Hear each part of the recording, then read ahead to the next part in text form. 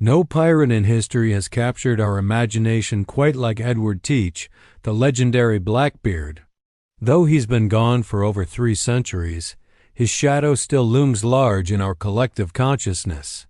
But who is the real man beneath that infamous beard? Most historians believe Edward entered the world around 1680, likely somewhere near Bristol, England.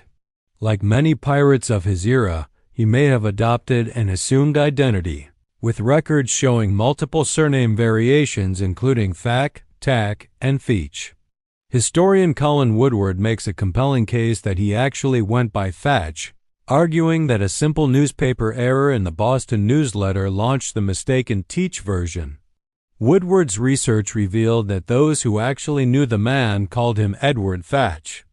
Back then, spelling was more art than science. Names were written phonetically, and with the wild variety of regional accents floating around, it's no wonder this pirate accumulated such a collection of surnames. This linguistic chaos only deepens his mystique and explains why we can't pin down his true identity. Interestingly, though, the name Thatch does show up in Bristol census records from the early 1700s. Robert Earl Lee, who wrote an entire book about Blackbeard, theorized that teacher Thatch came from a respectable, well-educated family, which would make an alias even more likely. Lee also worked out that Blackbeard was probably between 35 and 40 years old when he met his end. Honestly, Edward's early years remain shrouded in mystery.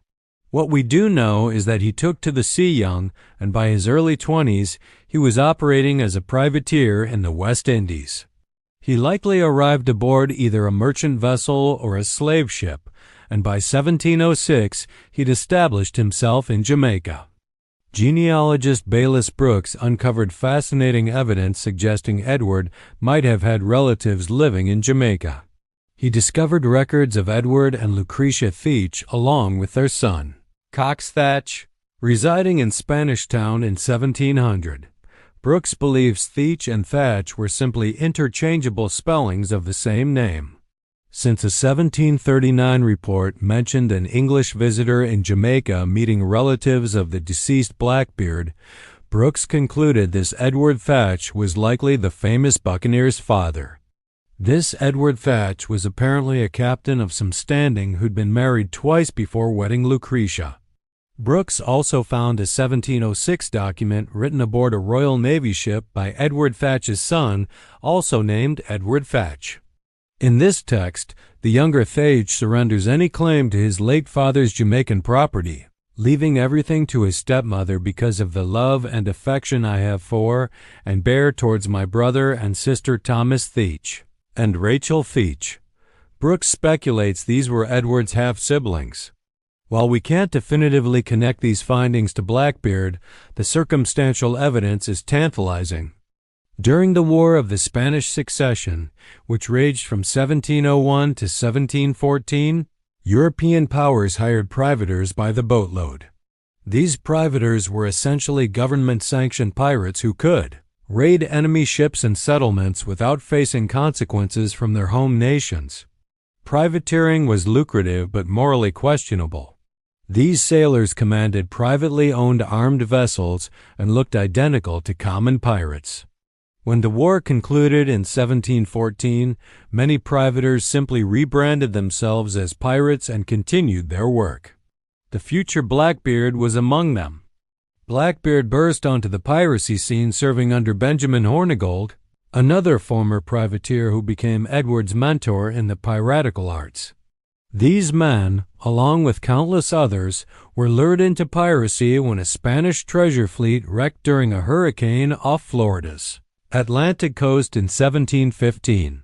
The ships carried immense wealth, triggering a gold rush that drew seafarers from across the region. Recognizing Edward's potential, Hornigold promoted him to captain, giving him his own ship and crew. Throughout 1717, they sailed the Caribbean together, plundering whatever crossed their path. During their adventures, they encountered Stede Bonnet, the so-called gentleman pirate, a plantation owner from Barbados who'd taken up piracy. Bonnet's crew was dissatisfied with his leadership, so Blackbeard temporarily seized control of Bonnet's ship, the Revenge. Off Martinique's coast, Hornigold, Blackbeard, and Bonnet captured a French merchant vessel called La Concorde. This prize would become Hornigold's greatest score as a pirate and would provide Blackbeard with a ship that would become nearly as legendary as the man himself. La Concorde was a slave ship sailing from Africa to the Americas. The size and speed of slave ships made them ideal for piracy, which probably explains why Blackbeard and Hornigold targeted it. On its final voyage as a slaver, Captain Pierre Dosset recorded that 516 enslaved people were aboard when they departed Judah, though 61 perished during the crossing. They were approaching Martinique when the pirates intercepted them. The crew had also suffered deaths and sickness, and after just 2 cannon volleys from the pirates, Captain Dosset surrendered. La Concorde, along with her crew and captives, was sailed to Biquet Island, where cabin boy Louis Arrot and 3 or 4 crewmates voluntarily joined the pirates.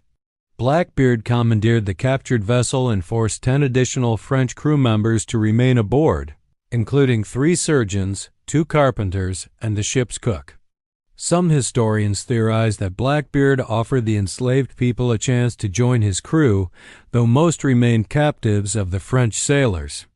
Blackbeard provided the French crew who refused to join him with a 40-ton Bermuda sloop to transport the enslaved Africans to their intended destination. The French sailors christened their new vessel Mauvaise Rencontre, appropriately meaning bad encounter. Blackbeard armed his newly acquired ship with additional cannons and rechristened her the Queen Anne's Revenge.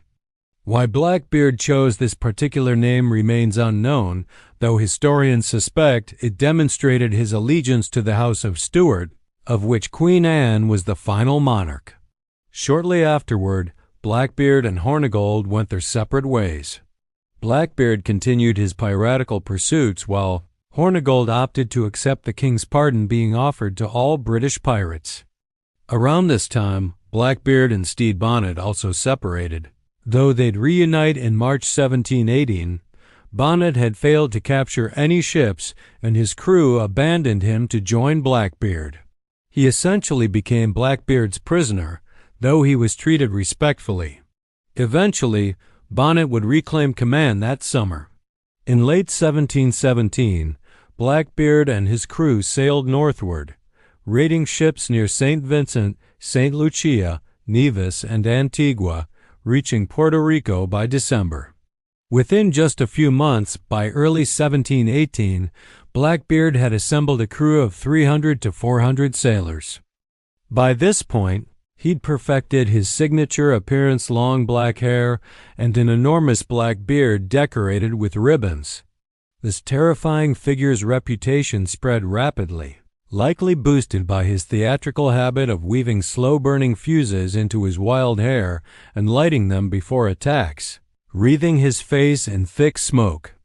The Jolly Roger design attributed to Blackbeard was probably the most sinister of all variations.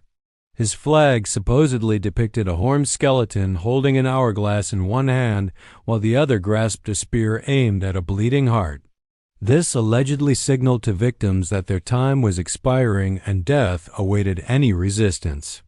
However, this design first appeared in a 1912 article and wasn't connected to Blackbeard until much later, so we can't verify if he actually flew this flag. Interestingly, we now know Edward wasn't particularly fond of violence. Despite commanding a heavily armed ship, most of his success stemmed from the fear he generated. His reputation and dramatic presentation allowed him to capture many vessels with minimal or zero bloodshed. Naturally, the articles and rumors circulating about him painted a picture of a cruel and bloodthirsty villain.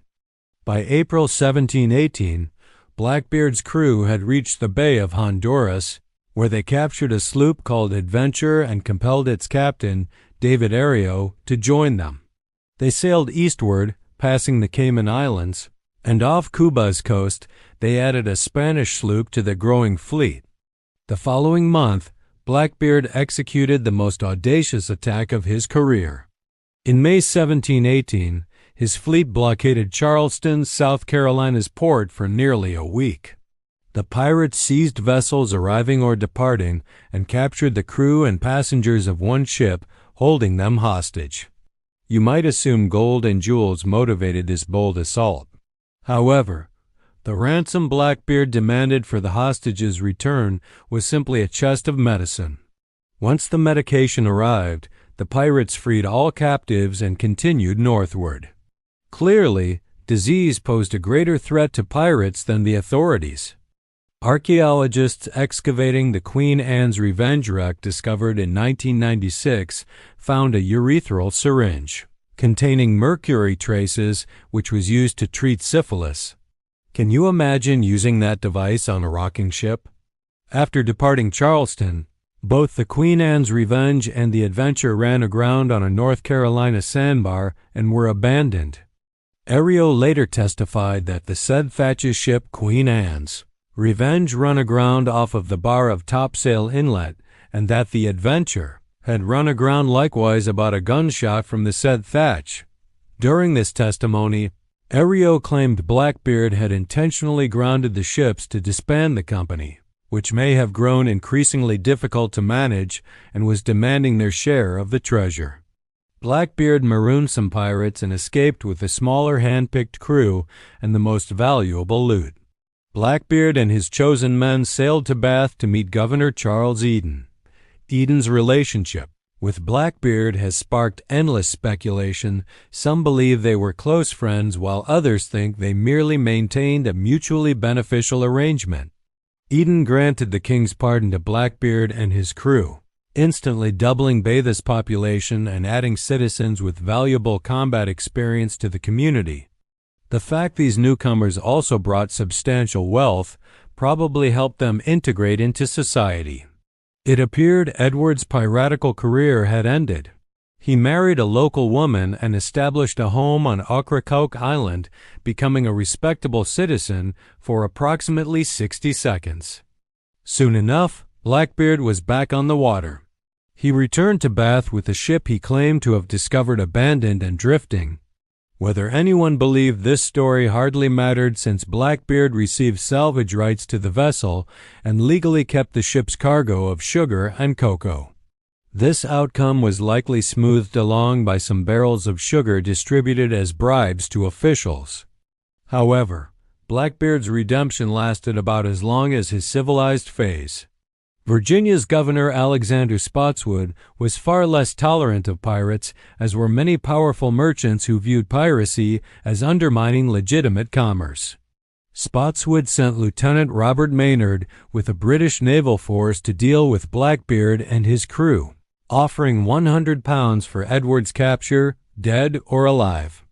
Blackbeard commanded fewer than 30 men when he boarded his sloop to confront the British force.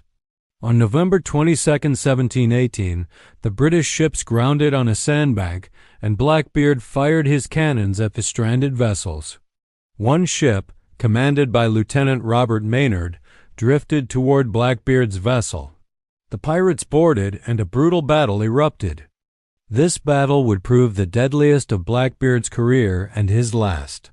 Records state that Blackbeard stood his ground and fought with great fury till he received 25 wounds, and 5 of them by shot. At length, as he was cocking another pistol, having fired several before, he fell down dead. Roughly a year after Blackbeard launched his independent piratical career, he was gone, his severed head displayed from Maynard's sloop's bowsprit. The stories and legends surrounding Blackbeard make it impossible to separate truth from fiction regarding the man who became the most feared pirate to sail the 7 seas. Some portray him as a heartless killer who routinely tortured victims aboard captured ships. Others describe him as an intelligent, educated man who never killed anyone until his final confrontation. Regardless of the long-obscured reality, Blackbeard's myth endures and continues captivating us today.